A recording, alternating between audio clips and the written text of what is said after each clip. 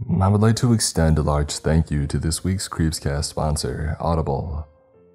James Patterson's thrilling adventure series gets an exclusive audio-only origin story in Daniel X, Genesis, brought to life by an all-star cast. Daniel is an ordinary teenager just trying to fit in at school when he suddenly finds out, on his 16th birthday no less, that he's anything but ordinary. Not only is he an alien, but he has superpowers that let him conjure anything that he wants.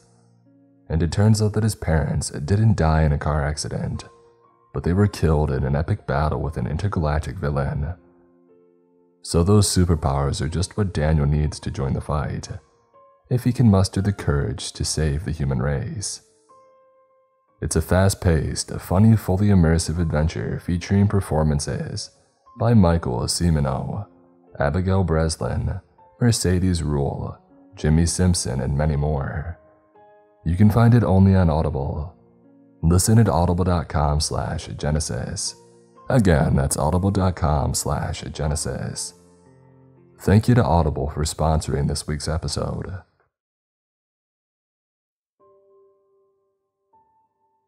I don't think my housemates are human anymore. This is a pretty explosive statement to make, but I have nowhere else to go to. There's something seriously wrong with them, and I think me too. I've lived with them for almost 2 years now. They were my saving grace in my sophomore year of college when I was at my worst mentally. I won't spend a long time describing them or telling our backstory, but I want you to know that they're not bad people. I've known them and trusted them too long. In a way, they're like my second family, or even my first. I'm writing this post because I'm getting increasingly worried about them and also myself, and the state that we have found ourselves in. It began around a month ago. I started losing time. Long stretches of time, whether it was night or day. I would go to class or to the library to study, and suddenly I would wake up at home. I didn't remember walking back or what I had been doing in that missing stretch of time. I thought that it was stress-related, or maybe health-related, so I went to see the campus doctor.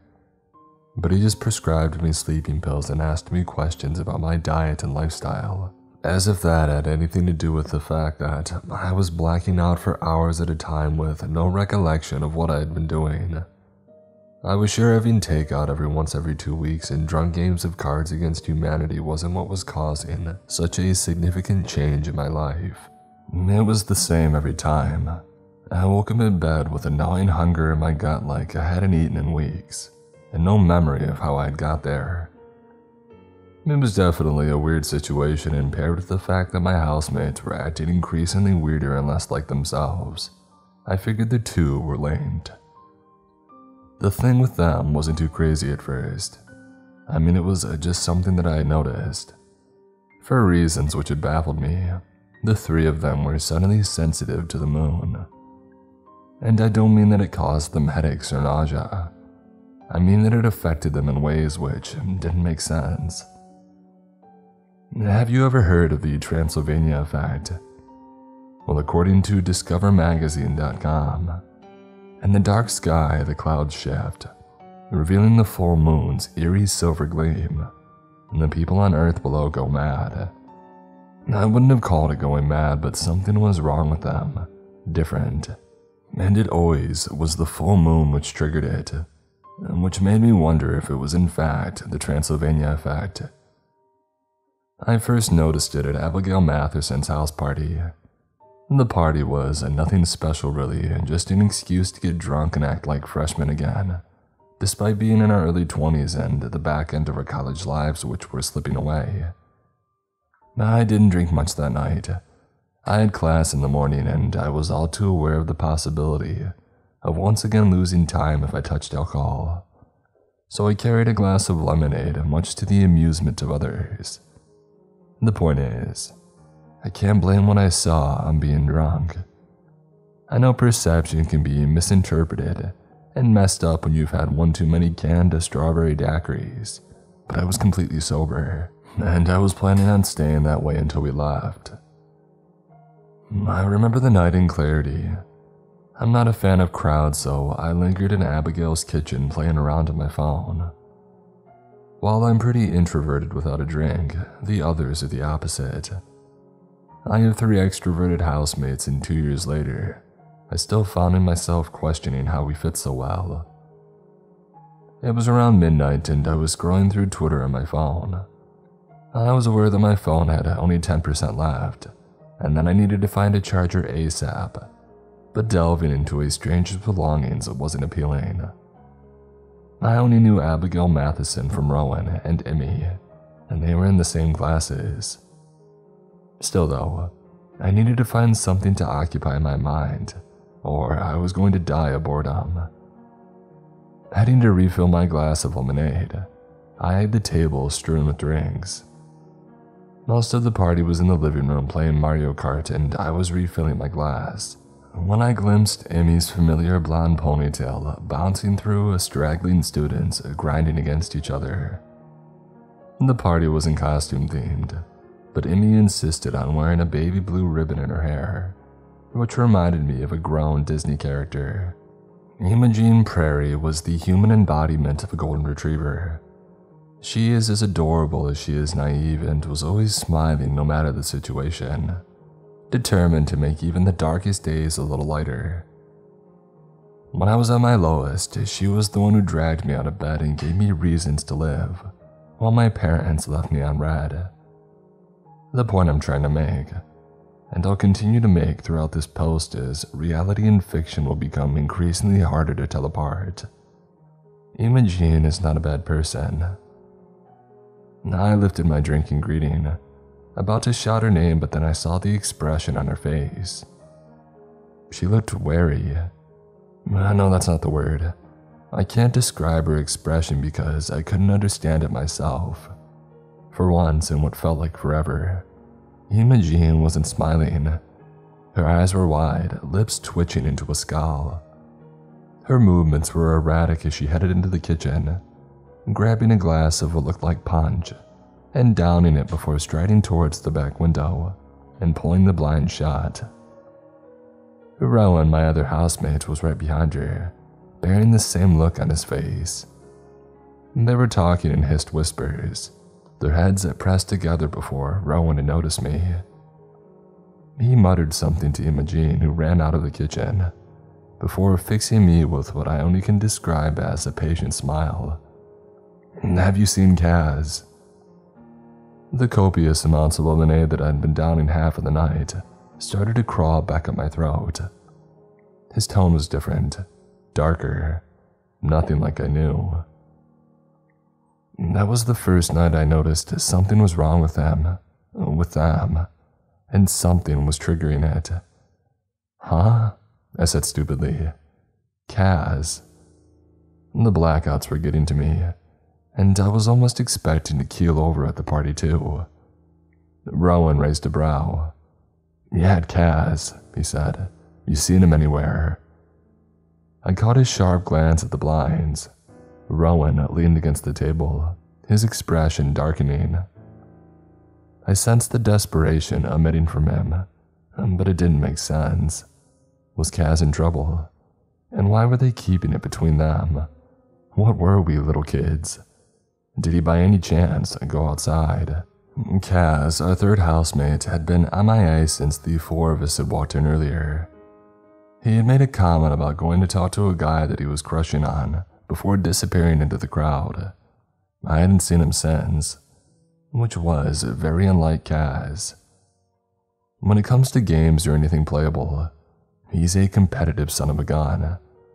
I expected him to be in the living room with the others, slamming buttons like his life depended on it. Instead, though, he was nowhere to be seen. I shook my head, and his eyes were making me want to ask if something was wrong. I opened my mouth to speak, when Emmy stuck her head through the gap in the door. "I found him," she said before her eyes met mine, and her scowl had twisted into a grimace trying to be a grin. "He's fine," Emmy said, a streak of panic in her tone. She shooed me back when I started forwards. "We've got this." "Do we?" Rowan snapped. He raked his fingernails down his face. How do you lose a 23-year-old guy? Amy scowled, throwing an empty cup at him. He told me that he was going to the bathroom, she said. It's not like I could follow him. Rowan tossed the cup right back at her. Now, in these circumstances, yes, you should have followed him. Are you kidding me? Emmy hissed. I thought that he was stoned. She caught my eye, trailing off. Nin, you stay here. Emmy pointed at me and grabbed Rowan's arm. We'll go get him. I nodded with a smile, but that didn't stop me from following them. Pushing back through the crowd and moving to a pop song blasting in my ears, I made it to the front door and I stopped, almost tripping over myself. The party continued behind me, laughter and giddy screaming from the living room. In front of me, however, was something entirely different from the party, something that I didn't understand and didn't want to understand. The front door was wide open, and the night sky bled inside the house. My 3 roommates stood on the threshold, their heads tipped back, eyes on the night sky and the full moon bathing the dark in unearthly light. I've looked this up before, this phenomenon. It can be called moon drunk, but this had never happened before. I had lived with them for 2 years, and this was the first time they were entranced by the frickin' moon of all things. Kaz was in front of the others, and I glimpsed a can of beer at his feet, spilling its contents onto rough concrete. At first, I thought they were marveling at the sight. I mean, it was beautiful enough to stare at and smile, maybe comment it or take a photo, but not stare at aimlessly like the moon was something else entirely to them, a living entity crawling inside their heads. I shook Emmy and clapped my hands in front of her face when she didn't move. And growing frustrated, I shouted at them, but they didn't move still. They didn't move for what felt like forever, and I stood and waited for them to snap out of it. They did eventually, when the music stopped and Abigail announced that the game of Mario Kart was starting. They came back to life, and ignoring me, bounded back into the party, with no explanation to what the heck had just happened. I strayed back for a moment and took notice of the sky no longer bathed in light. The moon had slipped behind a cloud, and I started to wonder if that was the reason why they were acting like that. Moon drunk was starting to make the most sense. I got my answer when I went back inside, and Kaz was raiding the refrigerator. I didn't think much of it until I saw pieces of raw bacon squelching between his fingers, and stringy white sticking from his mouth. Now there's getting the munchies, and there's willingly stuffing yourself with raw bacon. There was almost a feral look in his eyes, which told me that if I even attempted to stop him from feasting on raw pork, I would probably lose a finger. Emmy, who hadn't paid attention to a guy since freshman year when she was attacked at a party, was sitting on a random guy's lap, her lips latched to his ear. It was Emmy who looked to be like the one in control, but even being moon drunk, I didn't want her anywhere near a guy. Not when she was still in therapy. Before I could intervene, my housemate was yanking the guy to his feet in one pull and dragging him upstairs. To my shock, though, it was the guy who had pulled away from her. What the heck? He hissed. Get off me.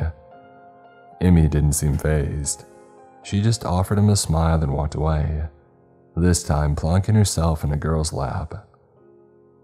It was strange behavior considering Kaz was a vegetarian, and Imogene was terrified of intimacy. Rowan was acting objectively the least weird. I found him in the kitchen staring into his drink.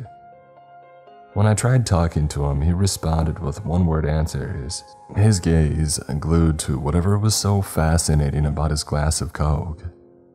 Was it a dead fly? I couldn't help checking it out for myself, but there was nothing there, nothing that I could see anyway. Rowan spent the rest of the evening aimlessly walking around with a stupid smile on his face. All 3 had that same mystified grin, like they were puppets on strings.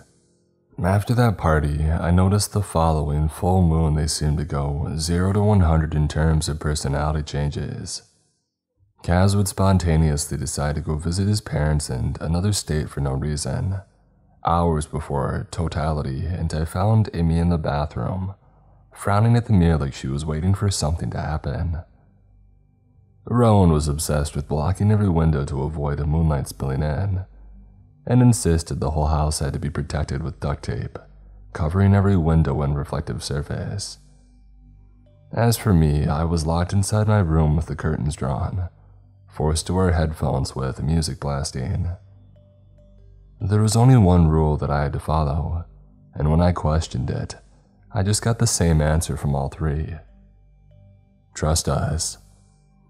They wanted me to trust them when Kaz was gnawing on raw meat like an animal during a full moon.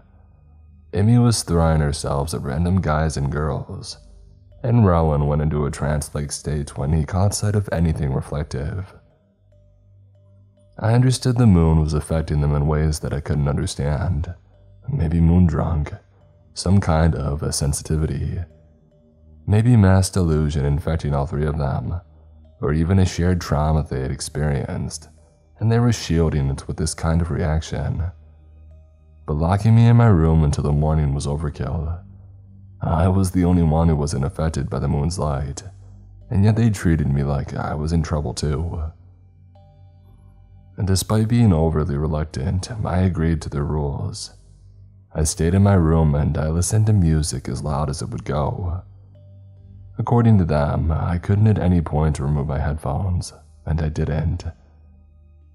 After blasting half of my Spotify playlist, I drifted off, and before I knew what was happening, I was waking up with sunlight poking through the blinds, feeling like crap, a gnawing hunger in my gut, which had splintered into nausea which wouldn't go away unless I bent over the toilet and stuck my finger down my throat. There were certain differences that jumped out at me when I had pried my eyes open, blinking through intense sunlight. I was wearing different clothes.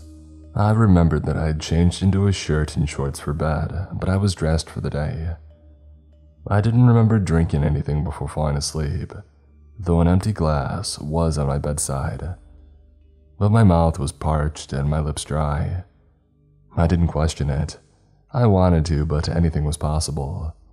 Maybe I was the delusional one. I was blacking out, so maybe I had dressed myself without knowing, and I had slipped downstairs and grabbed a drink of water in the early morning. After that night, things seemed to go back to normal, and I decided that it really was a case of being moon drunk. The others didn't talk about it again and life went on, I guess. I thought about talking about it with them, but when I tried, they would stiffen up or change the subject. I asked Emmy if anything had happened during the time that I had experienced my worst blackouts, and she screwed up her face and jumped up, with an excuse that she needed to go somewhere. We have game nights on Friday, and while Emmy and Rowan had fallen asleep after playing Animal Crossing on the TV, I had sucked in a breath and asked Kaz about the night at the party. But he dismissed everything I said and told me that they were fine, and that the moon just gave them headache. I can be an idiot sometimes, but I was pretty sure you eating raw bacon like an animal couldn't be justified with that excuse.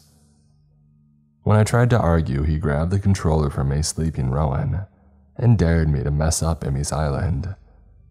I did and ended up covered in Rowan's breakfast the next morning. So basically, my housemates were hiding something big from me, and I wasn't planning on telling them about the blackouts. Because part of me wondered if they were involved. I was convinced the two phenomenons were linked.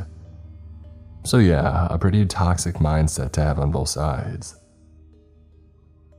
I went back to the doctor after blacking out for 6 hours and once again finding myself at home in bed, when I'd be shopping for school supplies, but again, he brushed it off as a problem that I could make better myself by fixing my lifestyle. I'm not sure what he meant by that. I eat healthily enough. Fruit smoothies and oatmeal for breakfast, a sandwich and water for lunch, yogurt bars for snacks, and whatever meat-free dish Kaz was cooking for dinner. Anyway, this leads me to what had happened last night. It was the usual that I had gotten used to. After class, I hurried home to help with prepping the house for the full moon. Rowan was standing on a chair taping up the windows and Emmy was closing on the curtains and blinds. I busied myself with hiding everything reflective that I could find before retiring to the living room and joining Kaz, who was working on his laptop. Our living room is probably my favorite room in the house. The house itself is Emmy's aunt's and it's one heck of a build, Victorian with a rustic aesthetic. The lounge was a perfect clash of our personalities. A games console, tons of unread books and comic books and magazines, stained coffee cups and self-help books from Rowan's I Want to Be an Entrepreneur phase. Emmy and Rowan were hard to talk to about what was going on, but with Kaz being the resident stoner, his walls came down a little. I slumped down on the threaded sofa and grabbed a controller, resuming a game of COD from earlier. So I focused on the game and navigating my first-person character through a pile of bodies. Kaz offered me a smile over his laptop. So, are you guys ever planning on telling me what's going on? I don't know what you're talking about. The moon, I said. It's a moon night and, as usual, everyone's freaking out. Freaking out? Kaz's gaze strayed on his laptop screen. I'm the epitome of calm right now. I threw a cushion at him. You're stoned and I'm still waiting for you to explain your spontaneousness, Peppa Pig binge. He tossed me a sheepish smile. I was hungry. You're a freaking vegetarian. Kaz shrugged. We've already told you it's just a sensitivity. The Moonkins do stuff like that, look it up. Sensitivity? I repeated in a scoff, glaring at war-torn Europe on the TV screen. That's what you're calling it. Kaz lifted his head, his gaze snapping to me. Well, what else do you want to call it? I took a deep breath.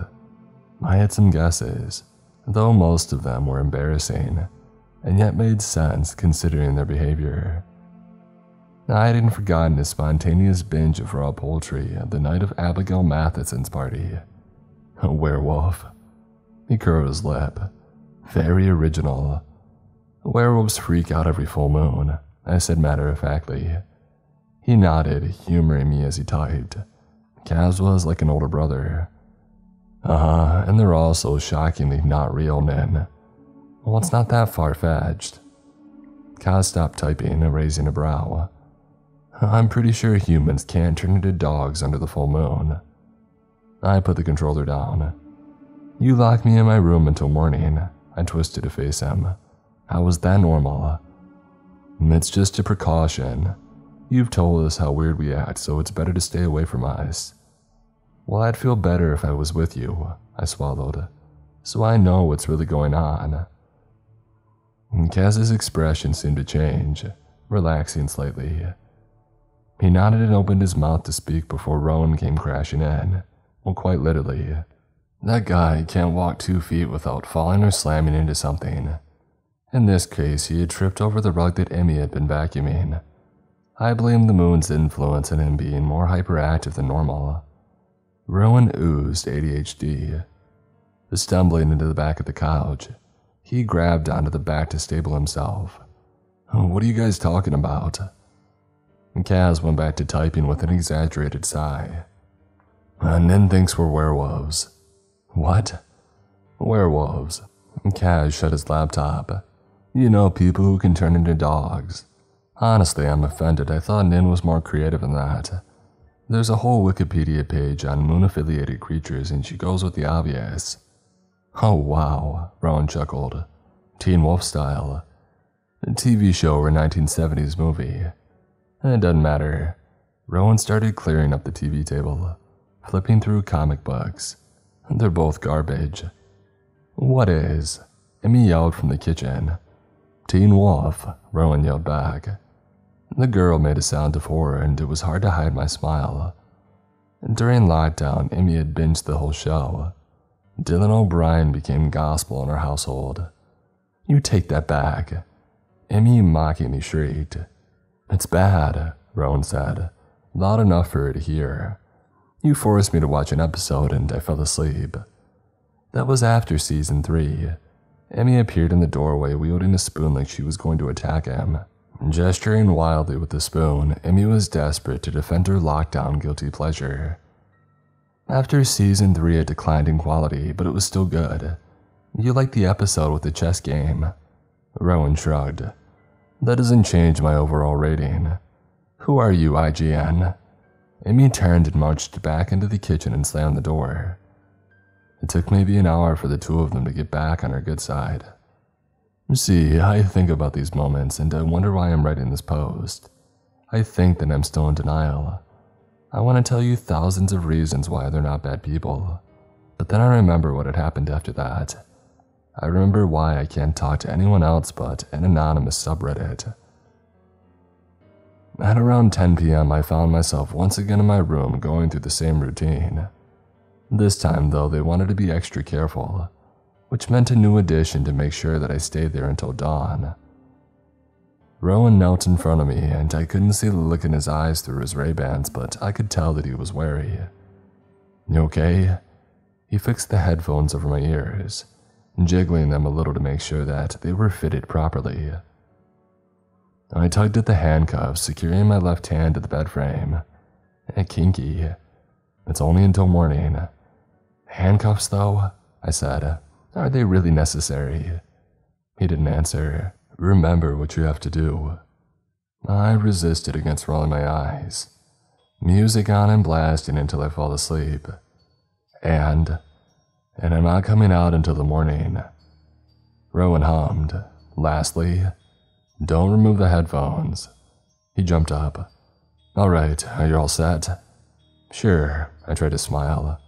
I've got enough 80s pop and sad indie to last me a while. Awesome. I tugged at the cuffs. Rowan, if something's going on, you can tell me.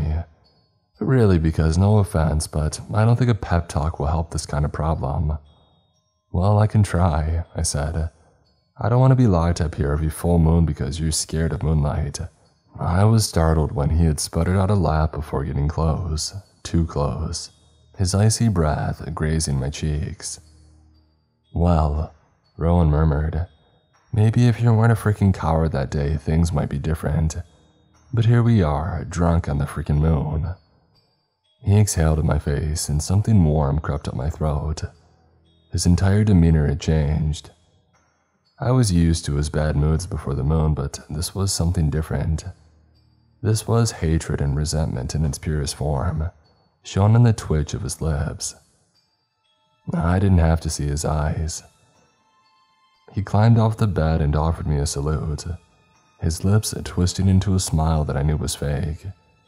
It made me wonder if I was wrong, if the moon didn't change them. It brought out their true feelings and selves. But that only brought more questions. He mentioned that day, which was part of the endless blur of darkness, memories torn from me in my blackouts. Did something happen during one of those instances which had triggered them to act like this? Did I know subconsciously? With that question in my mind, I attempted to lunge from the restraints, but he was already at the door. At night. I didn't reply. I knew not to entertain him when he was starting to feel the moon's effects. When the door slammed shut and I heard the twist of the key in the lock, I lay back and closed my eyes. I considered tearing off the headphones and ignoring the rules, but that seemed petty. And plus, I was tired. I remember watching YouTube on my phone for a while, but having people talk at full volume for long stretches of time, even if they were my favorite like movie reviewers and streamers, it started to hurt my ears. I went back to Spotify and drifted off to music slamming in my eardrums. I still don't know how I slept through it. I don't know how long I was out for, but it couldn't have been that long, a few hours maybe. I woke up feeling the same, ravenously hungry, and yet hollow at the same time. When I sat up, I noticed something felt wrong. I frowned at my toes for way longer than necessary, until I realized that one was missing. I was supposed to have 5 toes in each foot. My foggy mind had murmured. I counted them twice, but there was only 4. My pinky toe was gone. After staring at it for a while, I blinked and I could have sworn that it appeared in flashes, like the flesh was knitting itself back together. I was seeing things. That's what I told myself. Sleep paralysis was a thing, so I waited until I was fully with it. And when I was, my mind began to drink in my surroundings. The room was still dark, only lit up by my bedside lamp. I was in different clothes once more, and an empty glass of water stood on my bedstand. Something was different though. It was still dark outside, and I could just about glimpse a sliver of moonlight poking through the blinds. Another thing which was different, my hand was no longer cuffed to my bed frame.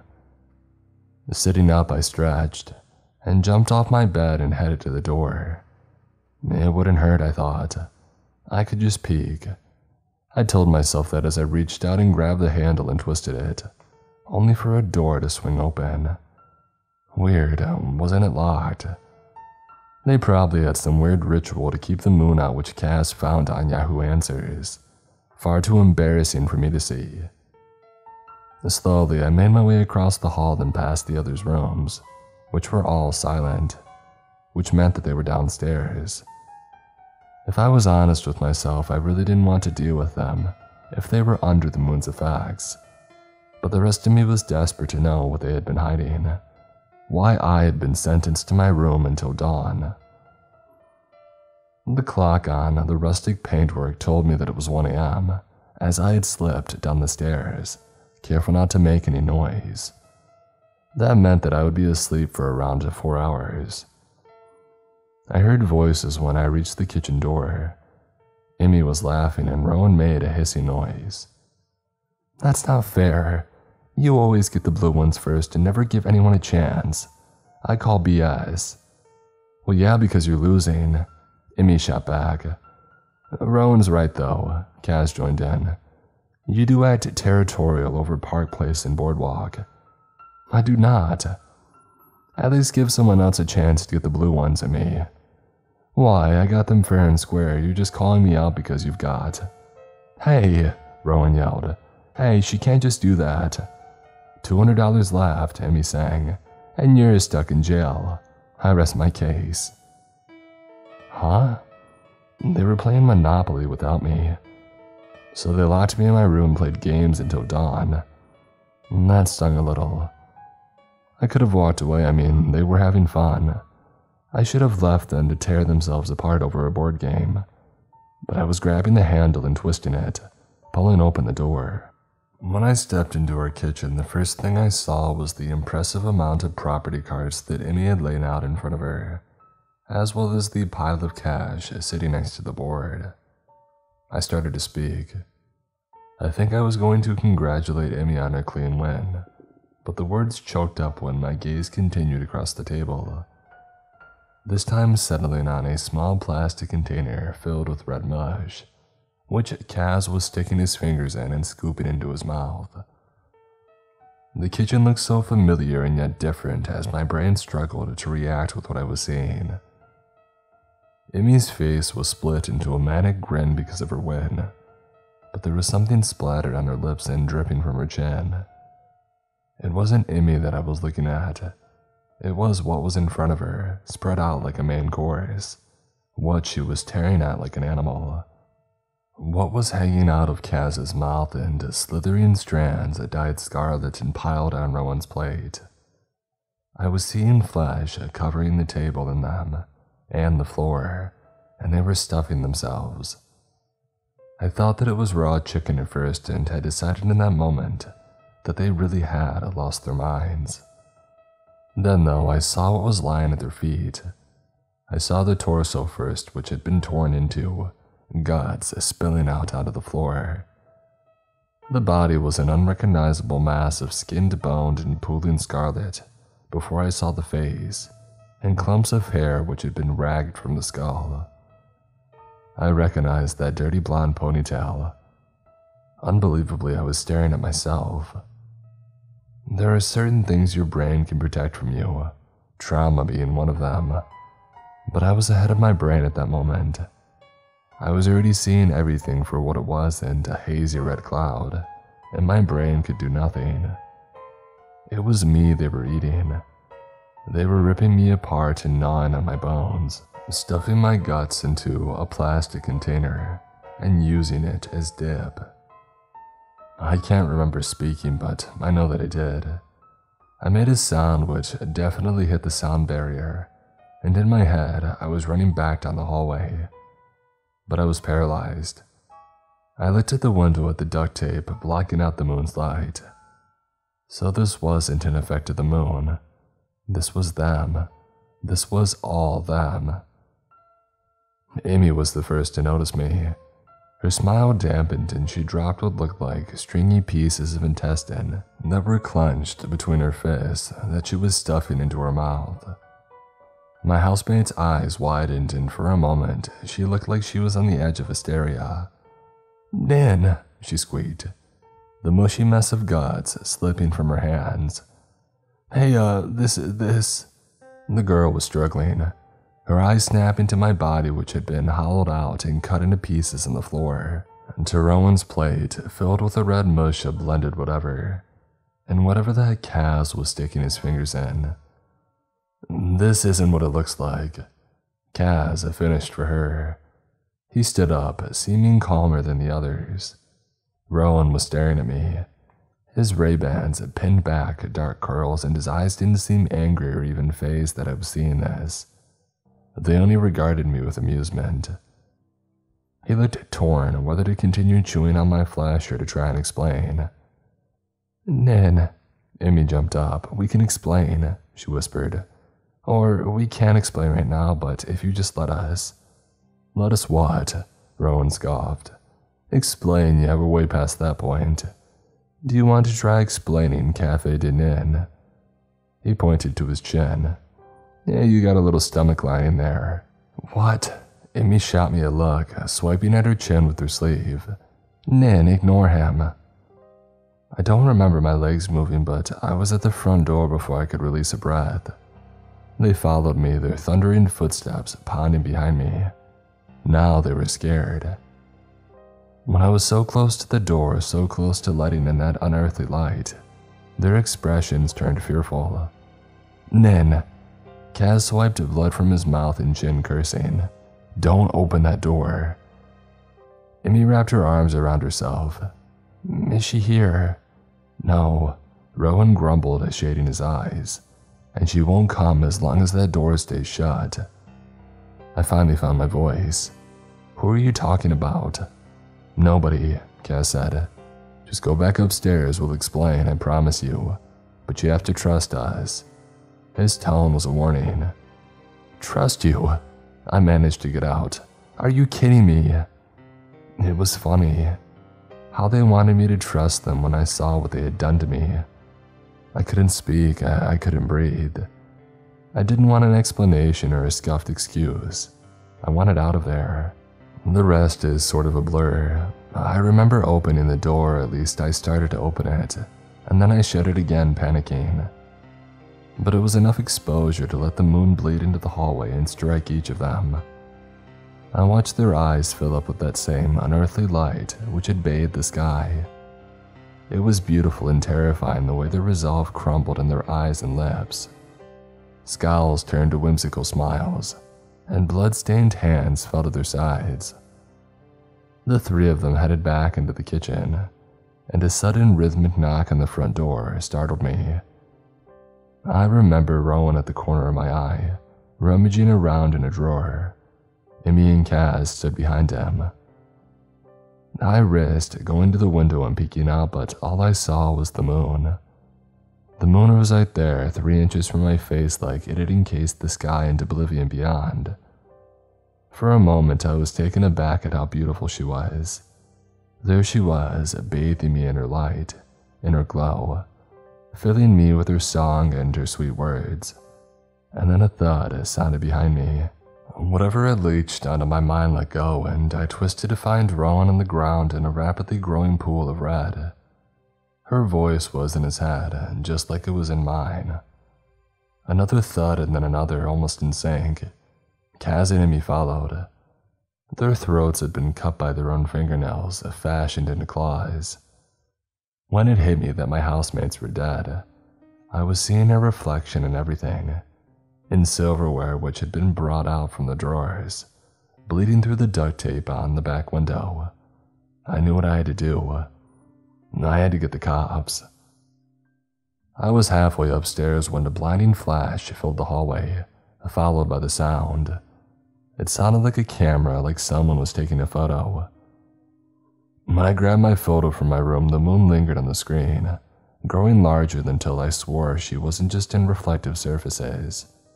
She was at the corner of my eye, a half crescent quickly reaching totality the more that I caught her shadow looming. It was like a game she was playing. The more that I caught her light, she only grew bigger. After a hysterical freakout with the cops, they came around about 5 minutes later. 2 officers followed me inside the house, one of them asking how many people were dead. 3, I kept saying, my housemates. I was speaking in barely decipherable sobs. My housemates are dead. When I led them into the kitchen, however, bracing myself for the aftermath of what I saw, I was greeted to the 3 of them sitting on the floor, resuming their game of Monopoly. My body, as well as every piece of me, was freaking gone. The blood pooling on the floor, as well as staining their skin and faces, was gone. Officers, Rowan saluted the cops with his drink. I noticed a glitter of light in his eyes, and Kaz's when he stood and folded his arms, his lips pulling into a smile. What's going on? He shouted, look at me. Nin, come on, we're in the middle of a game. The officer standing behind me frowned. We were informed of a triple homicide. He cleared his throat. Everything seems to be relatively normal. He stepped in front of me. Miss Kane, are you aware that wasting police time is a criminal offense? They were dead, I said in a hiss. I saw them, they were dead. Uh-huh. The second officer sighed, turning to Kaz. Is your friend under the influence of drugs? Or too many scary movies? The other scoffed. Rowan jumped up. Nope, we're all good, officer. When he came over and grabbed my arm, his grasp was strangely gentle. When I was leaning into it, however, I glimpsed something on his neck. At first I thought it was a tattoo, but it was engraved into his flesh. The number 2. She's not feeling great, he said. We apologize for any crap caused. The cops didn't say a word when they left, only muttering to each other about stupid kids. I couldn't face my housemates after that. I went upstairs and splashed water on my face.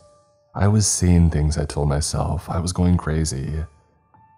But then my fingers found the back of my neck and I was twisting around, something acidic creeping up my throat. Rowan's neck displayed the number 2, while mine had the number 27. I went to bed after that. I was all ready to grab my things and leave while they slept, but when I risked standing on top of the stairs, Kaz was in front of the door. It didn't look like he was blocking it intentionally, but I wasn't going to try. This morning was awkward. That's the only word I can think to describe it. My housemates acted like nothing was wrong, like nothing had happened. When I asked if the police had come back, Emmy frowned at me over her oatmeal that she hadn't touched. Police? Her eyes grew wide. Wait, did something happen last night?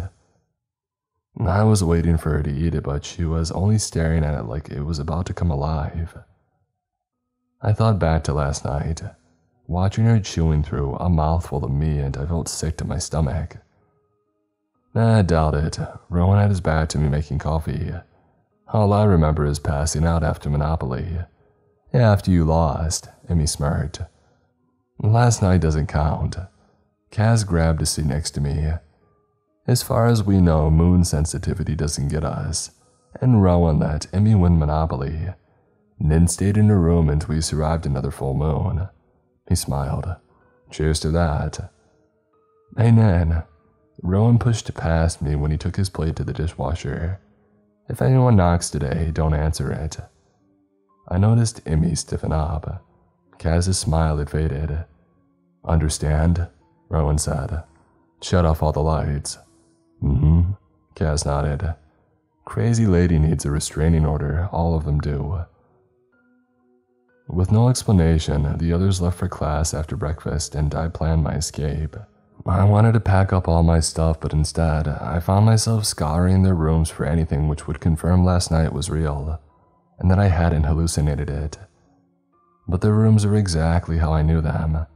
Emmy's a total mess, covered in exotic plants that she forgot to water, and textbooks, a whole bookshelf dedicated to the YA genre, and every plushie that you could think of. I looked under her bed, though there were just old snacks that she had forgotten to throw away, and letters to her parents that she had never sent.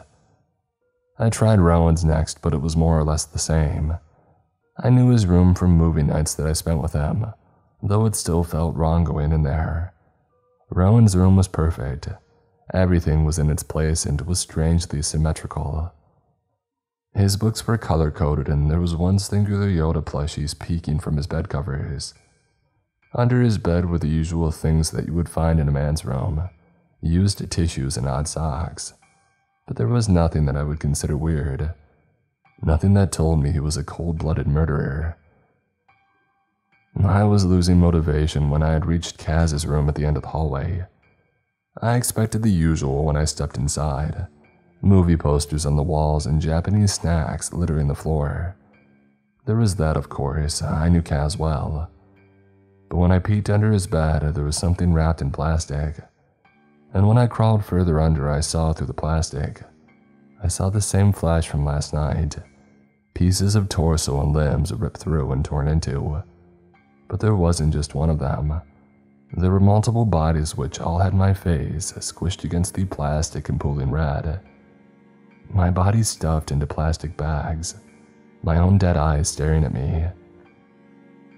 My mind flashed back to the blinding light filling the hallway, and the sound of a photograph being taken.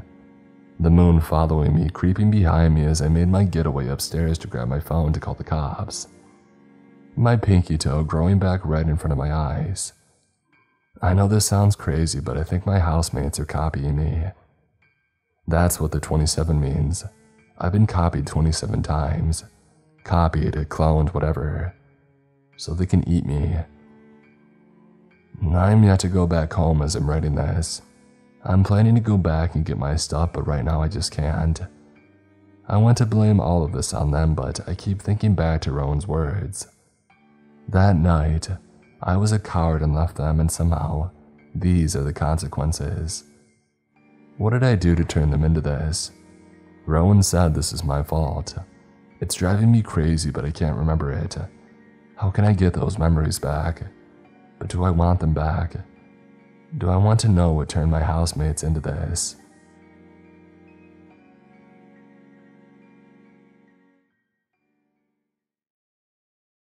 Thanks very much to HelloFresh for sponsoring this week's episode. Guys, it's time once again to talk about the greatness that is HelloFresh. I'll never get tired of mentioning how awesome this meal kit is. HelloFresh sends fresh quality produce straight from the farm to your door, and with their incredible collection of meals and recipes, you're guaranteed to find a delicious new concoction that you'll absolutely love. Earlier this week, I whipped up some beef and mushroom ranch burgers with bacon, and I was amazed at how juicy and flavorful they were. HelloFresh always sends the highest quality ingredients, and you can really taste the difference. And not only that, but you can save both time and money by making the switch. No more hassle at the grocery store searching for the exact things that you want. Now they'll arrive perfectly pre-portioned at your doorstep. Need another reason to stay in for dinner? HelloFresh is 72% cheaper than dining at a restaurant, and is even cheaper than grocery shopping. That's money back in your pocket. What's even better is Green Chef is now owned by HelloFresh, and with a wider array of meal plans to choose from, there's something for everyone. I love switching between the brands, and now my listeners can enjoy both brands at a discount with me. Go to hellofresh.com/MrCreep16 and use code MrCreep16 for 16 free meals across 7 boxes and 3 free gifts. Again, that's hellofresh.com/MrCreep16 and use code MrCreep16 for 16 free meals across 7 boxes and 3 free gifts. Thanks again to HelloFresh, America's #1 meal kit.